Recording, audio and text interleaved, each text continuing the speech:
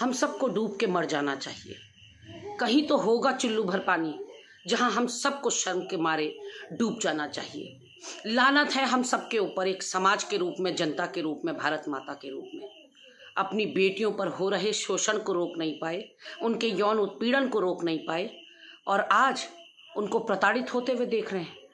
हमारी बहादुर दलेर बेटियां जिन्होंने देश का सर ऊंचा कर दिया, अंतर्राष्ट्रीय पटल पर हमको गौरवान्वित कर दिया, स्वर्ण पदक जीत कर देश के लिए, आज वो खुद को इतना मजबूर, इतना मजलूम, इतना कमज़ोर महसूस कर रही हैं कि उत्तराखंड देवभूमि आकर हरिद्वार में गंगा मैया की गोद में अपने जीवन भर की कमाई, अपनी गाड़ी कमाई, अपने खून पसीने को बहाकर अर्जित की हुई जो जीवन भर का सपना था, वो गोल्ड मेडल उनको गंगा मैया की गोद में समर्पित करने के लिए यहाँ हरिद्वार वो पधारी थी।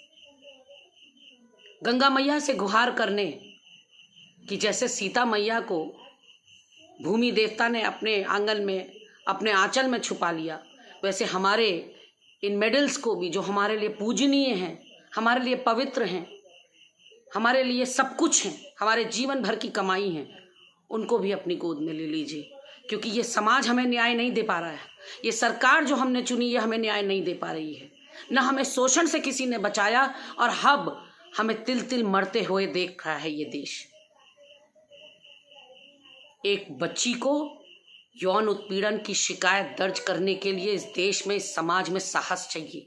पहले परिवार वालों से उल्हाना मिलता है, फटकार मिलती है, उसके बाद समाज ताने देता है, तरह तरह के उनको लांछन लगाए जाते हैं, कुलक्षणी, उल्टा, चरित्रहीन, ये सब उपाधियां मिल जाती हैं।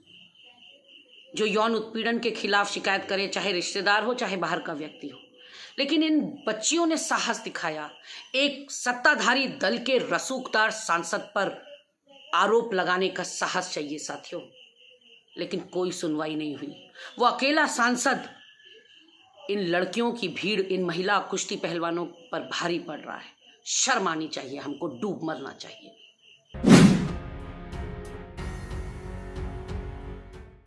मशक्कत करने की, पहले हिमाचल प्रदेश हाथ से खिसका, फिर कर्नाटक हाथ से खिसका और अब तो हर प्रदेश में उनको अपनी सियासी ज़मीन खिसकते हुए नज़र आ रही है। सिकुड़ते सिकुड़ते 5 राज्यों तक पहुंच गए हैं और इन 5 राज्यों में से भी मध्य प्रदेश, राजस्थान कब पैरों के नीचे से खिसक जाएगा भाजपा को पता भी नहीं चलेगा।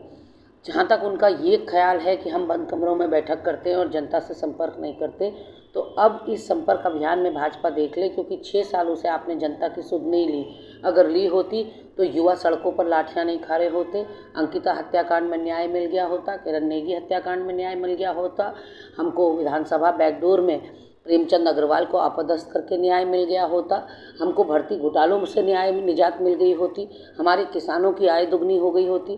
तो जनता से तो आपका कोई सरोकार रहता ही नहीं है। आप तो 24 घंटे 24/7 जो है चुनावी मोड में रहते हैं। सत्ता पाना आपका एकमात्र लक्ष्य होता है। कुर्सी पाने के बाद आप जनता को ऐसे दूध में से मक्खी की तरह बाहर निकाल देते हैं जैसे जनता ने नहीं, किसी दैवी शक्ति ने आपको उस कुर्सी पर बैठाया हो।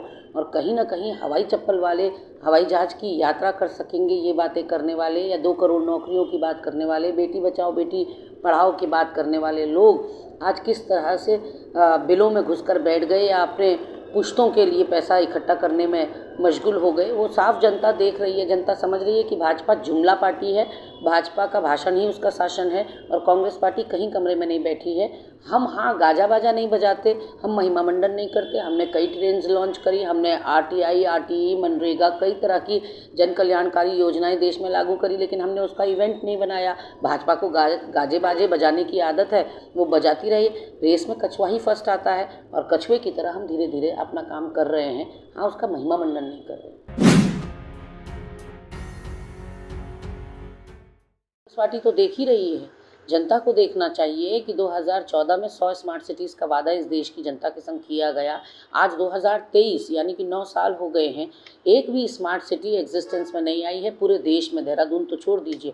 और देहरादून में हमारी सरकार ने एक ऐप लॉन्च करा कि गड्ढे की फ़ोटो खींच के बताइए और हम उसको रिपेयर करेंगे। ये जनता के ऊपर दारोमदार छोड़ दिया। अब हालात ये हो गए हैं कि हम सड़क की फ़ोटो खींचकर उस ऐप में डालें और सरकार को बताएं कि कहाँ कहाँ सड़क है, क्योंकि बाकी तो सब गड्ढा युक्त है। आज ही डाउनलोड करें देवभूमि इंसाइडर ऐप।